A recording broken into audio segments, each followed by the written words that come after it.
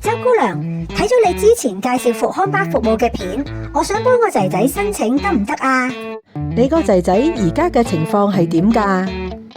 我個仔仔係坐手推輪椅嘅，佢上年入咗一間肢體障礙嘅特殊學校。當時學校嘅社工咧，即係問我要唔要校車嘅服務。咁我同先生咧，每一日都要返工，咁梗係要啦。哇，點知個校車費每個月成1200幾蚊啊，好貴啊！我同先生嘅收入又唔高，平日慳得就慳啦。你嘅短片話復康巴嘅固定路線只係需要184蚊一個月，比呢個校車嘅零頭啊都仲要低啊！我都唔明白點解當時個社工啊唔介紹我申請復康巴㗎。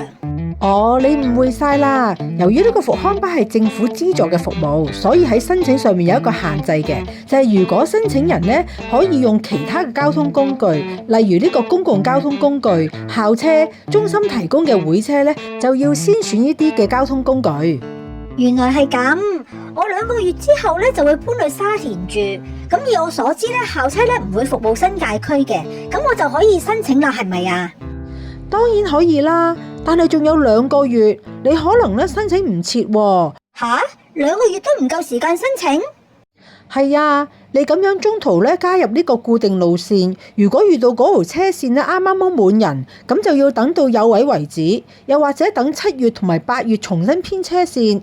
咁樣你先至可以入車線嘅。咁點算啊？我個仔點返學啊？嗱，有個辦法，你可以同學校傾一傾，睇下可唔可以送個仔仔去最近嘅校車經過嘅站，咁都可以係一個折衷嘅方法嚟嘅。咁麻煩啊？係啊，所以喺你搬屋之前呢，真係要將呢一點呢考慮埋入去㗎。